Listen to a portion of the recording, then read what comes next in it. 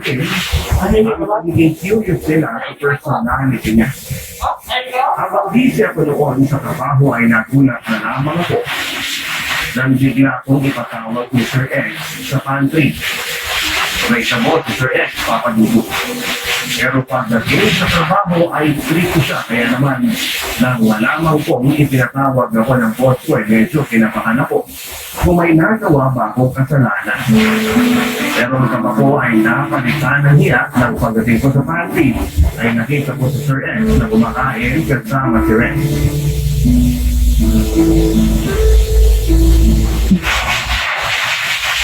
Hello, good morning sir. Pinapatawag niyo raw po ako. Good morning, Rex. Kumain ka na ba? Halika, samahan mo kami kumain dito ni Bunso. Bunso? Rex! Sorry, hindi po ako aware eh. Bakit naman daw po dito? Eh, hindi ba ang pinakabata rito si Oo, wala yun sa edad. Siyempre, siya ang newest addition dito sa office, kaya regardless of the age, siya ang bunso. Ganun pala yun. Kasi naman, hindi ka masyadong nakikipag-interact sa office mates mo. Kaya lagi kang nahuhuli sa balita eh. Madami kasing paperwork, sir. Ayoko namang makipag-dismissan habang nasa trabaho. At mamaya, papalitan niyo pa ako. Okay lang naman makipagkulitan sa mga office mates mo. Basta nagagawa niyo pa rin ang trabaho niyo. Wala namang kaso sa akin yun. Mas maganda nga yun, na-close kayo lahat para walang toxic. Diba, Red? Ha? Opo. Dahil maaga pa naman, samahan mo muna kami dito. Red, usapin mo naman si Nils. Kain tayo, Nils. Sige lang. Thank you. Nag-almusal na ako sa bahay kanina eh, bago ako pumasok. Ganun ba? O sige, umupo ka na muna dyan. Magkwentuhan tayo. Maaga pa naman eh. Bakit niyo pala ako pinatawag, sir? Actually, pinatawag lang kita pero ibang tao ang gustong kumausap sa'yo. Sino po? Bunso, ano na? Akala ko ba may sasabihin ka kay Nils? Sir? Ano kasi? Nils, may gusto sana ako sabihin sa'yo eh. Sa akin? Ano naman yun? Huwag na lang. Nahiya ako eh. Ano ka ba? Sabihin mo na sa kanya yung tinext mo sa akin. Ano ba yun? Curious tuloy ako. Huwag na lang, sir. Next time na lang. Wala ka namang pala eh. Eto, Mimso. Basahin mo na lang itong message sa phone ko. Nakakabahan naman ako. Patingin niya ako.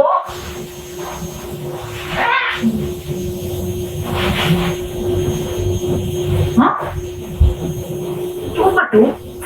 Rex? Sorry sa ibang kaunang sinabi ah. Kung ano man yung nabasa mo dyan sa phone ni sir. Totoo lahat yan. Tino.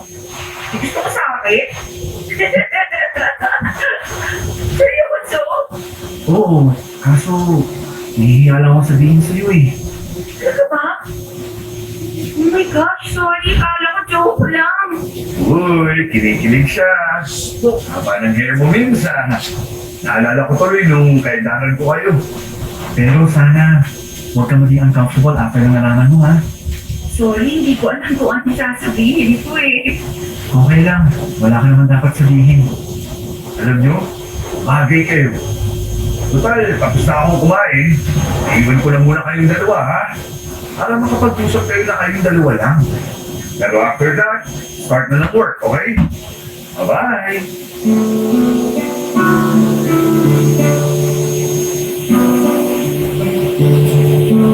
Papadudod, hindi naman ako nagkape ng araw na yon pero sobrang nagpalpitate ang puso ko dahil sa nalaman ko. Ayaw kasi mag-sink in sa utak ko na may gusto si Renz sa isang probinsyanang katulad ko. Attracted ako kay Renz sa aminin ko pero hindi ko inakalang gano'n din pala siya sa akin. First time ko lang makaramdam ng ganong feeling, Papadudod. Hindi ko ma-explain kung anong klaseng feeling yun. Dahil hindi naman ako nakakaramdam ng ganong bagay natin tuwing nakakakita ako ng gwapo o nakakasalubong ko ang crush ko. Tulala ako buong araw sa opisina ng araw na yon dahil sa kakaisip kung paano nangyari yon. Una ay hindi naman kami close ni Renz. Bilang lang sa daliri ang mga naging pag-uusap namin na past months. Pangalawa ay never naman siyang gumawa ng effort para makipagkilala. Alam mo, first time ko lang gawin to. Ang alin? Itong ginagawa natin, maglakad papunta sa sakayan, yung may kasabay ako eh. Nung nag-aaral pa ako, nilalakad ko lang mula bahay hanggang school, tapos ganun ulit, pagka-uwi. Araw-araw yun. Tapos, sinasabi ko na lang kay mama na kasama ko classmates ko sa paglalakad. Kahit na ang totoo, mag-isa lang ako. Mahirap ba talaga ang buhay sa probinsya? Wala naman sa lugar yan eh. Kahit saan ka pa tumira, mahirap ka. Mahirap talaga ang buhay. Kaya nga sobra akong nagsusumikap ngayon para kahit pa paano umayos-ayos naman ang estado namin. Alam mo, nung nag-aaral pa ako, kung hindi ako maglalakad, wala akong pang-lunch. Kailangan ko lang mamili sa dalawa. Mapagod ka sa paglalakad para makakain o sumakay ng tricycle papasok. Pero wala na akong pambili ng pagkain. Kaya tignan mo itong muscles ko sa pinti. Sinubok na yan ang panahon, kakalakad. Pero at least, nagkamuscle ka, di ba? Ganyan naman talaga sa buhay eh. Basta, tandaan mo na lang. Lahat ng paghihirap na ginagawa natin ngayon, may darating din niyang kapalit balang araw. Sana nga. Kasi pangarap ko talagang patigilin na si mama sa trabaho niya eh. Kapag nakapagtapos na sa pag-aaral yung mga kapatid ko, gusto ko naman silang bigyan ng bahay na matutuluyan. Keep on dreaming, sabi nga nila, di ba? Yung mga ambisyon natin na yan sa buhay ay nagbibigay sa atin ng inspirasyon para magpatuloy. Kasi kung wala na tayong goal, parang wala na rin sa isa yung buhay natin. Kaya dream big. Kung porsigido ka, maaabot mo rin ang goals mo. Eh, ikaw ba? Ano bang ambisyon mo sa buhay? Ako? Gusto ko mag-ipon para sa future ko. Sa future ng magiging pamilya ko. Gusto kong magkaroon ng girlfriend na simple, mabait, higit sa lahat, marunong makisama. Tulad mo, Ikaw ah? wala ka ba talagang plano magka-boyfriend? Sa ngayon, wala pa eh. Diba nasabi ko naman sa'yo na priority ko ngayon, family ko muna. Kasi kailangan nila ako eh. Ako lang talaga ang tanging tao na maaasahan nila. Kaya, sorry kung hindi ko pa mabibigay yung gusto mo. Naiintindihan naman kita. Siyempre, family first. Makapaghihintay naman yung love eh. Basta ako, kontento na ako sa ganitong setup natin. Masaya na ako kasi kumpara sa dati na wala tayong pansinan, at least ngayon, close na tayo. Nakakatawa nga eh kasi ang daldal natin kapag tayo lang ang magkasama. Pero pagdating sa office, hindi tayo nag-iinitan. Medyo iniiwasan ko kasi na tuksohin tayo eh. Feeling ko kasi para nagiging uncomfortable ka tuwing tinutukso ka sa akin, lalo na ni Sir X.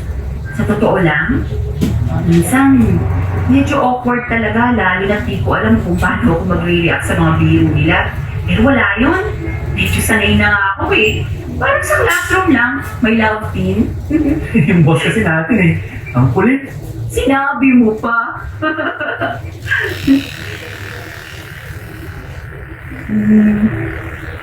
Thank you pala ha. Dahil sa'yo, may napagkukwentuhan ako ng mga frustrations ko. Sarap pala sa pakiramdam, no? Na nailalabas mo yung mga hinanakit na dati sinasarili mo lang. Gaan sa loob. Wala yun. Nandito lang naman ako eh. Pwede mo akong lapitan anytime kung gusto mo na makakausap. May dalawa akong balikat na pwede mong sandalan. Pili ka na lang, left or right. Ikaw din. Kung gusto mo rin maglabas ng sama ng loob or magkwento ng anumang bagay, magsabi ka lang sa akin ha. May dalawa rin akong tega na makikinig sa'yo. Hindi mo na kailangan mamili kasi dalawang tenga ang makikinig sa'yo. Sige, tatandaan ko yan. Pero sa ngayon, wala pa naman akong ganong problema. Masaya na ako na kasama ka. Ako rin. Masaya rin ako.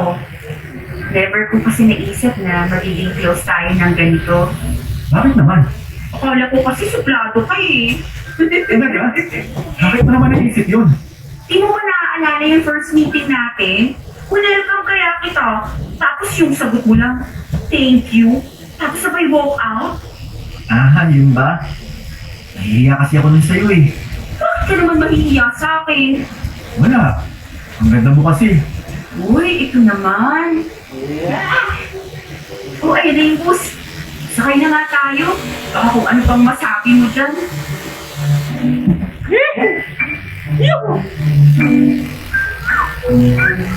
Naiintindihan naman ni Ren sa mga rason na sinabi ko sa kanya kung bakit ayoko pang makipagrelasyon noon, Papa Dudut. Sa kabila ng pagiging close namin sa isa't isa ni Renz ay walang nagbago sa pagkakan naming dalawa sa office. Kasi lamang kami dalawa na katulad ng dati. Pero pagdating sa labas ng opisina ay doon ako lumalabas ang totoong kami. Nagpatuloy ang mga kulitan namin sa text sa mga sumunod pang buwan. Nakasanayan na rin niya ako sa bayan sa paglalakad pa uwi. Malapit din kasi sa inuwian ko ang sakayan niya. Kaya tuwing natatapos kami sa trabaho ay palagi kaming naghihintayan para sabay kaming makauwi. Ang nakakatawa ng Papa Dudut, kahit araw-araw kaming magsabay pauwi niya rin, ay malimit lang talaga siya kung magsalita. Palagi ako nag-iisip ng topic na mapag-uusapan naming dalawa. Totoo nga hindi siya madaldal katulad ng first impression ko sa kanya. Kabaliktaran naman kapag sa text dahil doon na lumalabas ang kakulitan niya. Sa totoo lang, tuwing nakakasama ko si Ren ay sobrang lakas ng tibok ng puso ko. Yung tipo ng kaba na naramdaman ko nung umarap ako sa mga panelists para sa final defense ko noong nagtitisis pa ako. Kahit sobrang close na naming dalawa ay hindi ko pa rin siya magawang tingnan sa kanyang mga mata. Paminsan-minsan ay nakakaramdam pa rin ako ng hiya sa kanya. Noon pa man ay alam ko na kung bakit ko nararamdaman ang mga bagay na yun tuwing kasama ko si Ren. Dahil may gusto rin ako sa kanya, Papa Dudut. Pero hindi dahil ako noon dahil nagpunta ako sa Manila para magtrabaho at hindi para lumandi. Papa Dudut, masaya ako na napunta ako sa isang kumpanya kung saan ang bawat isa sa mga empleyado nito ay nagtuturingan bilang pamilya. Sila na ang itinuring kong pangalawa kong pamilya. Pero ang nakakalungkot na realidad habang masaya akong kasama ang mga trabaho ko ay nasa hindi magandang estado naman ang totoo kong pamilya na naiwan ko sa Ilocos. Once a year lang ako kung umuwi sa probinsya noon dahil kailangan ko mag-ipon. Lalo na't dalawa sa mga kapatid ko nag-aaral pa sa college noon.